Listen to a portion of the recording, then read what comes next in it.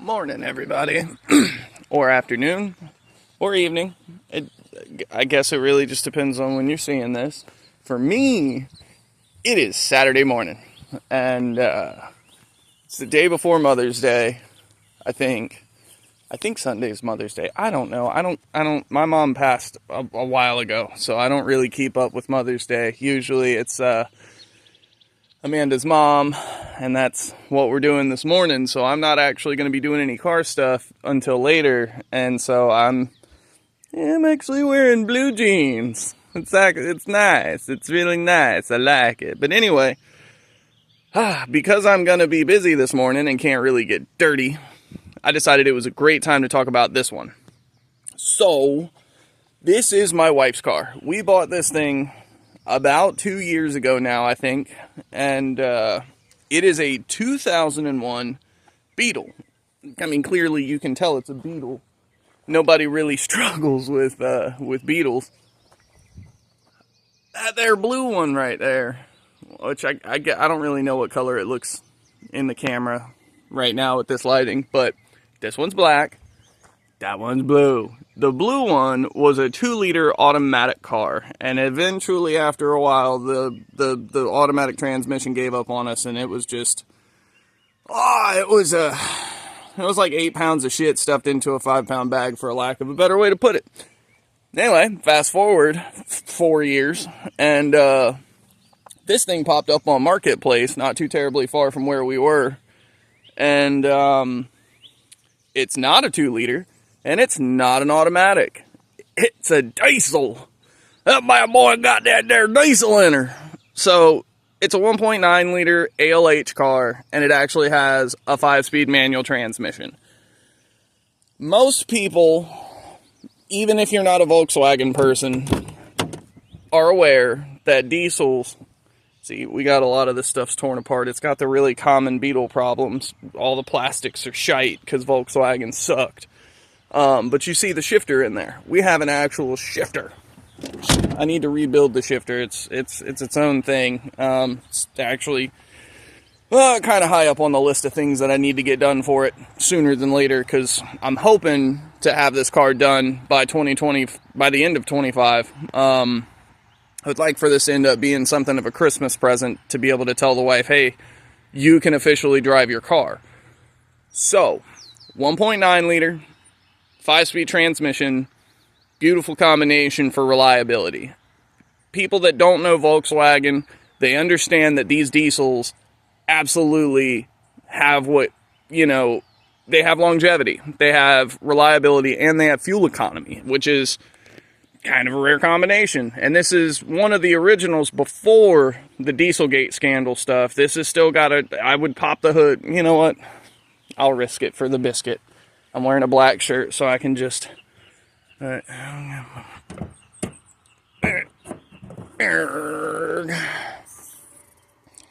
pollen is what I was worried about.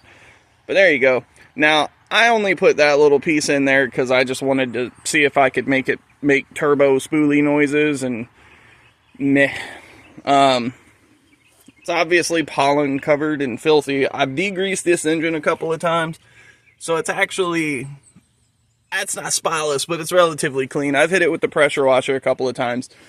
Anyway, like I was saying, if you know anything about these cars, then you know that they are reliable. They have good longevity to them. They're not necessarily the easiest things to work on, just because of, the spacing. It's a little bit of a bear to get in there, down by that belt system. However, this one I did a timing belt and water pump on it. I decided to go ahead and do seals and yada, yada, yada, yada. I've still got to get on it with VCDS, and I need to check the pump timing and make minor adjustments, but I can pop that upper charge pipe off real quick and easy, and it'll just be right there, like pop, pop. I think there's a pop on the back, and then this is the pump, so just... Got some bolts in the pulley that'll let me adjust it forward or back. These things won't run if they're more than 30 degrees either direction. So the fact that I've got it running is proof that it's within a reasonable timing range, but it does feel like it's on the retarded side of timing. And I hate saying that every time because people think I'm being funny, but you know, if you're a car guy, you know exactly what I'm talking about. I think the pump's retarded instead of being at TDC or even just a little bit advanced. I think when I adjust it, depending on how far out it is, I'm probably going to go for some advanced because I have sent the ECM of this car off for a tune, so it should make a little more boost, and if I put a little more fuel to that boost, it should just compound and be a great daily. Normally these things aren't well known for being fast at all, but Beetles, on the other hand, are pretty lightweight. You know, it's, I forget who it was exactly, but somebody from Top Gear referred to the Audi TT from, like, the first generation Audi TT. They referred to it as a Golf in a tracksuit. Well, this is kind of that cut in half. Like, the wheelbase is a tiny bit tighter. You see, there's just less metal. There's a lot of glass to these cars, but it's actually surprisingly not a terribly slow car. Especially if you know diesels, they make torque low down, so you just keep the RPMs low, keep the throttle going, and it'll grunt through a lot of stuff. But like when we test drove this car, it test drove fine. Like, it wasn't what I would say quick by any standards, but it wasn't an absolute slouch either. It was enough to, like, you know, flex the rear shocks real nice, and it was kind of fun. We had a really good giggle. Anyway, it's kind of hard to see because the front fenders are on it and everything has started being put back together. I haven't bolted it on or anything because there's still, like, the potential for me to have to take it back off. I'm not for sure on what I've got to do with it. As far as disassembly, I know that I'm going to have to take part of the exhaust apart to get to that gear selector and pull that out of the car so that I can take it apart and find out why it fell apart. For some reason, I went to push the stick down in the floor, and it was a really hard thing to push. Like, there was something sticky or grease had solidified. I don't know. Don't understand it. But you had to smack it to get it to go down. Well, eventually it just went down and it didn't come back up. And it was just like, oh, great. This is super good news. So it's got to come out of the car. Got to get cleaned up. Got to order. I think I'm going to order the Diesel Geek shifter rebuild kit. I think that's probably going to be the most cost-effective and reliable parts kit that you can get for the Mark IV shifters. I mean, Mark III as well. But anyway, we did the timing belt and the water pump. I need to finalize the pump timing. No big deal there. That's kind of part of it if you're an amateur that managed to do it good enough not to ruin it, like me. We put a new radiator in it. We put a new AC condenser in it. We put a new alternator in it. We put a bunch of new parts into this car. New used radiator support out of a VR6 GTI. All the stuff under the car is the same as a Mark IV Golf. It's just the body panels, the windows, the doors, like the interior, all of that stuff is Beetle specific. But like under the hood, the suspension components, all of the stuff under the car, it's the same as a Mark IV Golf. So no big deal there. Had one laying around. I didn't realize I had one laying around. We'd actually ordered one because usually what happens with these Beetles is a lot of people don't realize with how short that hood is, people get accustomed to it not being a very long car in the nose, and eventually, inevitably, somebody ends up smashing the bottom of their radiator support on a curb or a curb stop, and this one was no different. The radiator was bent and twisted all to pieces. The AC condenser had holes in it, torn all on the bottom. I don't actually know. Might be in the back of the truck. I might have thrown it somewhere in a pile. I'm not sure what I did with it. If I come across it, I'll make a little short about it, and nobody will know what I'm talking about because nobody's really watching this stuff. But anyway, AC's not charged, but it is hooked up and vacuumed. It had a new dryer. I did not pull the trans or anything like that. Clutch felt good and strong when we drove it. Really nice and grabby. Not a big deal. Let's see. Obviously, I put the stupid little ECS let's say half an intake on it, just because I didn't feel like going through and trying to find and dig up actually, that over there on the ground, that coupler, it's a reducer coupler.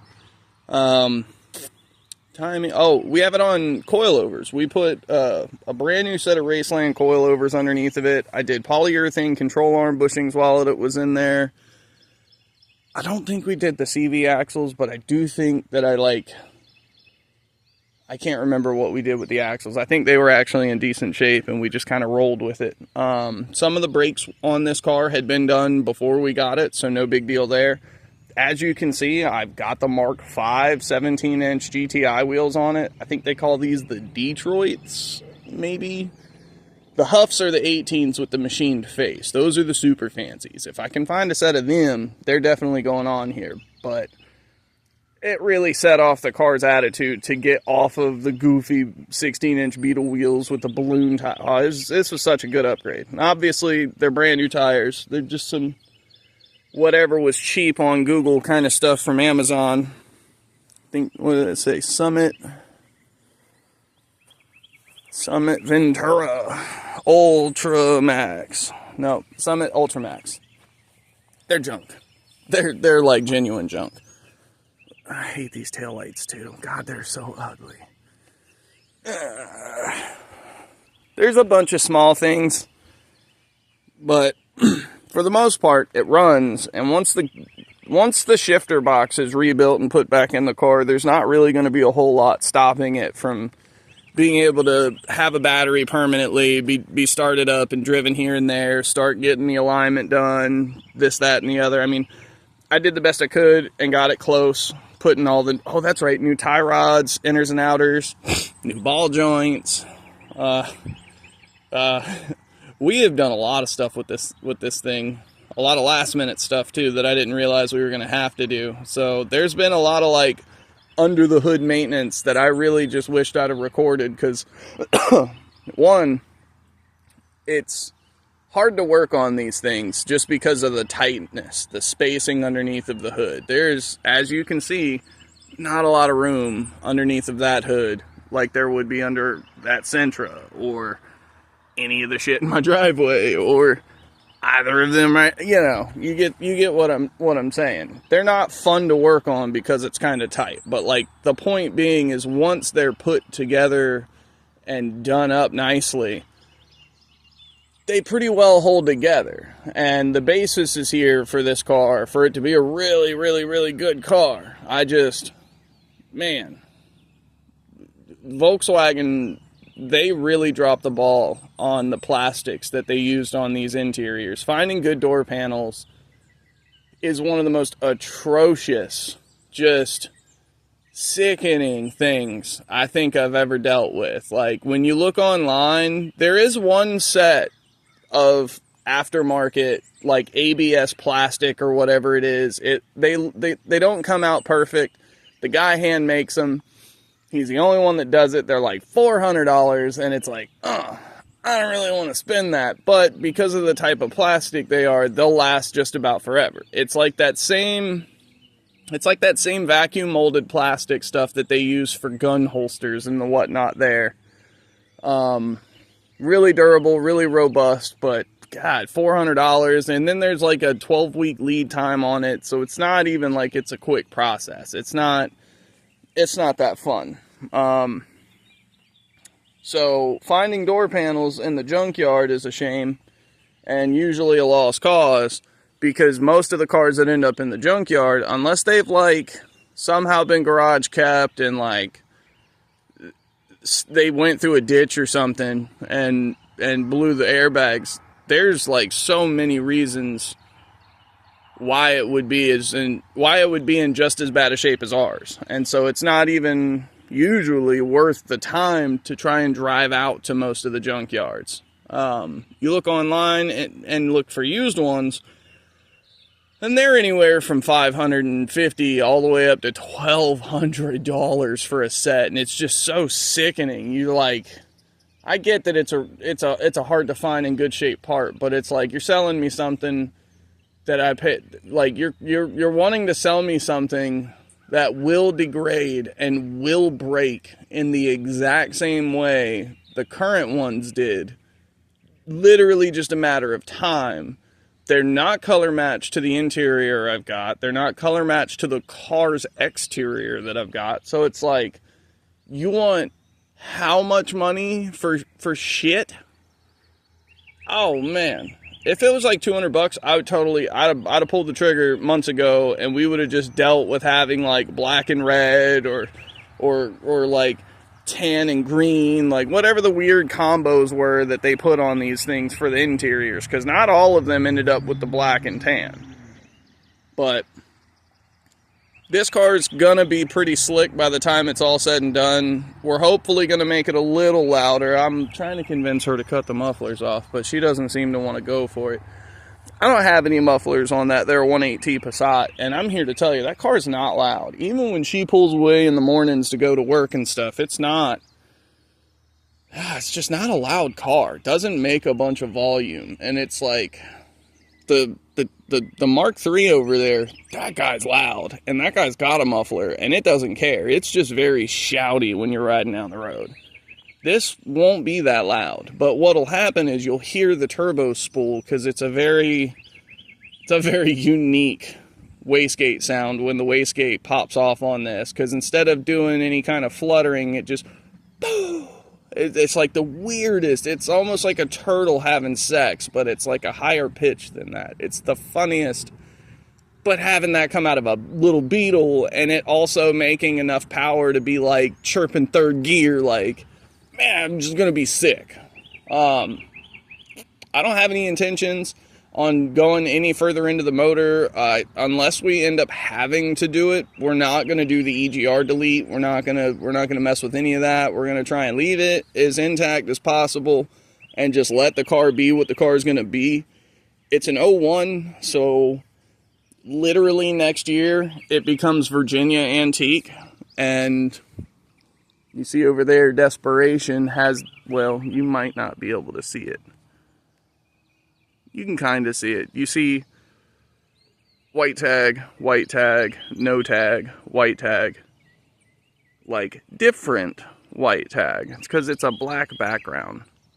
It's an antique tag. Y'all know what antique tags are. But this down here isn't our permanent residence. We're down here just kind of as keepers to not let the property basically end up looking like that over there where we're standing.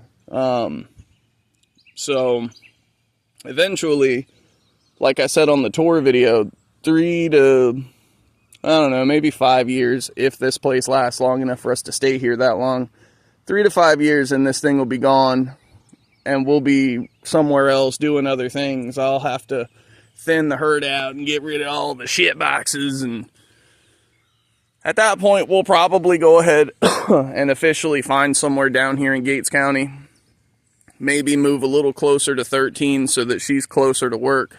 I'm pretty well versatile to ride wherever. She works all the way in Franklin, Virginia, so it's like a solid 35, 40-minute ride from here, depending on whether or not she hits traffic. And there's always log trucks running back and forth, and that'll definitely be some traffic some mornings. So anyway, her being able to zip around in this little itty-bitty thing will just, oh man, it'll be a great time for her. And anybody that watches any of my videos, if you guys happen to have Beetles or have Beetle parts and have good door panels and you don't want an astronomical amount of money for them, reach out in a comment and we'll find a way to exchange emails or something, and we'll get together and start, you know, talking about some realistic numbers. And it's, depending on how far away you are, I'd probably drive to you for them. I don't trust shipping something that big, that fragile over. Nope, we're good. Just holler at your boy. Unfortunately, I don't really, like I said, it's the day before Mother's Day, and we're heading into town to meet up with Amanda's mom for our Mother's Day celebration, so there's not really a whole lot for me to do today.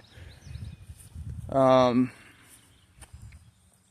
planning I haven't told Amanda yet, but I'm planning on pressure washing the piss out of this thing and blowing all the clear coat that I can off of it. I'm going to take all the lights out of it and everything. I'm probably going to, I don't know, I might leave the side markers up front, but I'm going to pull all of this stuff back off, and I'm going to, hopefully I'm going to wet sand this thing. That's like the hope. Hopefully I'll get away with just putting a really nice light wet sand on it. I think the front bumper and where the clear coat is chipped, those ledges are going to need some work. I'm probably going to have to spray like a filler primer on this car, like just something that'll fill in all the cracks and gaps and stuff, because it's not going to be something I spend a whole lot of money on. We don't, you know, we're not rich. And the amount of body work that this car actually likely needs is enough that it's not on the priority list. But I saw something the other day at Walmart where for $10 a can, Rust-Oleum now has an automotive lacquer. I assume it's their competitor product or competition product for like $2K. At $10 a can, with how small this car is, I can probably do a really nice sand and prep job on this, and it only take me a day.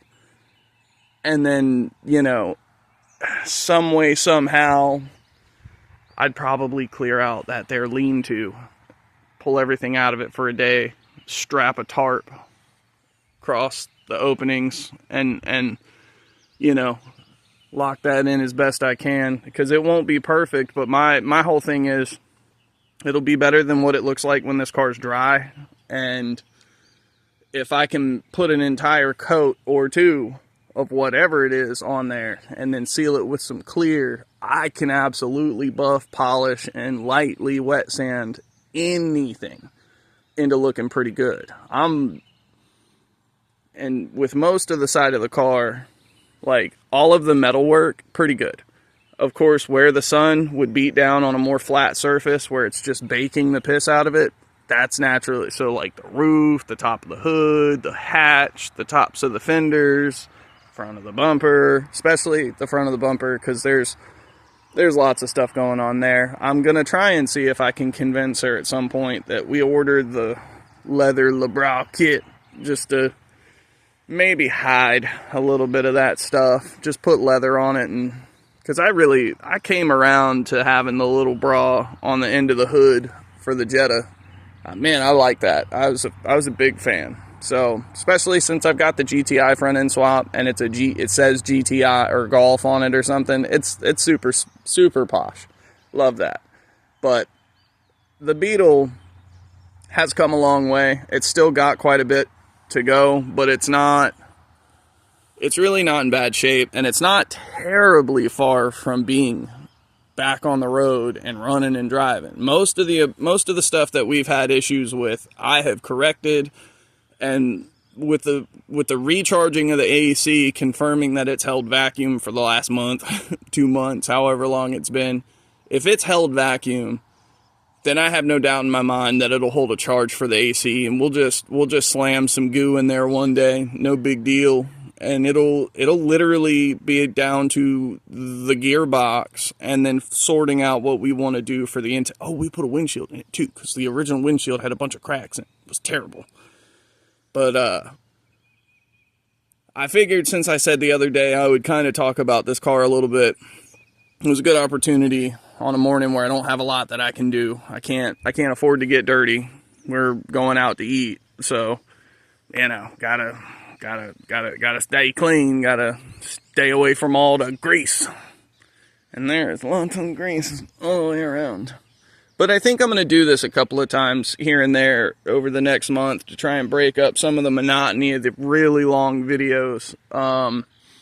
I think I'm going to do a little walk around to each of the vehicles that are mine, because some of these vehicles out here I am storing for people and have, you know, plans to work on, and y'all are gonna see me working on some of the stuff, of course. So it kind of is what it is, but there's a lot of these vehicles where I've done a lot of really good work on them, and I've never really documented, I've never really talked about, I've never really, You know what I mean? I've never really broken it down on a vehicle by vehicle basis, and I just feel like it's a good opportunity to come out and, you know, have a 30-minute video and just kind of chat about some of the stuff that I've done.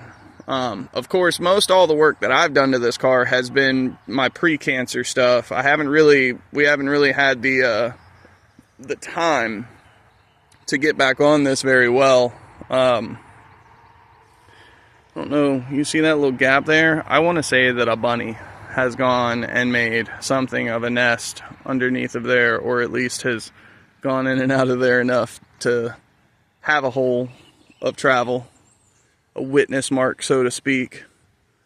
Anyway, you can see I'm ADD, especially when it comes to little critters. I see all the little lizards and all the little snaky wakies and stuff. It's all fun. But this car has the real potential to be an awesome car. And it's going to get great fuel economy. It's going to be super reliable. And especially with most of the accessories being done, like even the pump head seal has been done on this, so we don't even really have to worry about that. I put a new thermostat in it. I did a whole bunch of really good work. We flushed the coolant system for days, and I mean, I let that stuff sit in there for weeks and drove it around the yard and got it really good and warm a bunch of times, and then finally flushed it. And then, so I mean, like, this car's got a lot of really good work going into it. And it's just a matter of tightening up the interior, getting that shifter situation settled, making sure the exhaust doesn't leak when it goes back together, and then basically it'll be exterior paint and minor body work. I think there's a little bend underneath of one of the rockers on the other side that I may try to gently massage in some way, shape, or form back down and out and see if I can do something with it. Maybe I can get lucky because there's so much good shape to the other side of the rocker. Maybe I'll be able to finally use my little hot glue kit for it thing, dent puller. I don't know. Let's see if I can. Maybe you can see it. I can see it, but it's just barely right here. There's just a little crush. It's not bad, but it's bad enough that I know it's there. And what usually happens is people mess up. They'll hit over a curb, not realize it. They'll hit some kind of gnarly pothole or drop off, or they'll put a jack under there even. These cars have weird problems with people driving them, but thankfully this one's lowered. And my wife has driven all of my cars lowered. She's driven that Jetta, which has been low the whole time. I have not raised or lowered that Jetta whatsoever since we got it. I've just changed out the wheels. I mean, I've done wheel bearings and stuff on it. Like, don't get me wrong, I've had the coilovers out and I've manipulated stuff a bunch of different times, but I've always liked where it was. I've never had trouble getting over speed bumps. I've never struggled with getting on the interstate and maintaining 65. I've never had a problem with that car. Same for the Passat. I have rubbed once in the Passat, but it was such a light rub, and I'm pretty sure it was mostly because I bounced a little bit when I came across the speed bump that I hit. But anyway, she knows how to drive a lowered car. And so her being in this little itty bitty, just tiny, I'm trying to think of the right word. I want to say nimble. I think nimble's the word that I'm going for. Most of the time, the diesel is defeated by how just tanky and slow they are. Like, great reliability, even better fuel economy, but like, they're just slugs. They're terrible. They don't go nowhere, and they just don't. But if you turn the boost up, just like any other diesel, they wake right up, and the internals hold it just fine. We're only talking like probably a 35 tops horsepower jump, and that's like right after a fresh fuel filter change. That's like tiny bit of aggressive timing, maybe an extra degree or more, you know, something like that. I don't really know what these things can tolerate. That's why I haven't done it yet. It's because I've got to look it up, and this is my first TDI ever. I've never really owned one. I've driven a bunch of them. I've done oil changes and stuff. It's super easy and basic, but I've never owned one personally. And so here's the ticket. I don't own one still, but I have to work on it for my wife. So, haha.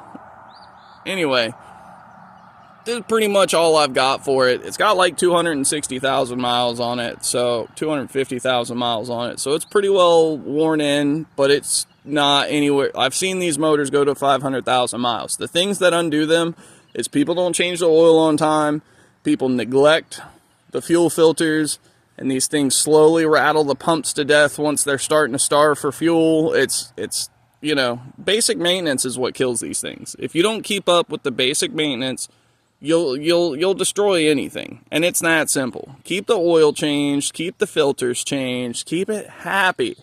That's all you got to do. Keep coolant in it, keep oil in it. Like, this thing will literally hit 500,000 miles and then keep right on trucking. And I have no doubt in my mind that at some point in the next 40,000 miles, we'll probably have to put a turbo in it, just because they do tend to wear out around 300K. That's a well-known thing. And because we've tuned it and turned it up a little bit, we may go with a slightly larger one. We'll go with a KO4 or something, because this has got a tiny little variant of the KO3 that the Passat comes with. It's a little itty-bitty guy. But when you turn them up, they make 18 pounds, and they you know, tend to go. And the diesel doesn't rev very high, so it doesn't like drop off on the boost level quite as bad, I don't believe, as what the 1.8T does. Because at 7,000 RPM, the turbo's a choke point for that car, whereas at, you know, 34 to 3,800 in this, you're not really turning the RPMs. Like, there's CFM there for sure, but there's not the same choke point. It just won't go high enough, I don't believe. Although I could be wrong. I haven't driven it like on the road but one time, and it was before we did all the suspension. Just to confirm that the tune went in and worked. And when I say worked, I mean relative. Like, the car would already kind of spin first gear when you would goose it with the bad tires on it. They were bald, and oh man, it was bad. But now we have new tires, we have good, you know, stout wheels, we have brand new suspension on it, we got all kinds of good stuff. Man, these gnats, they're just all about me. Anyway, it's been a half an hour. I'm going to quit talking. This has been the wife's Beetle. I think next time I might talk about the Jetta. Because that, man, there's a reason I call that car Desperation.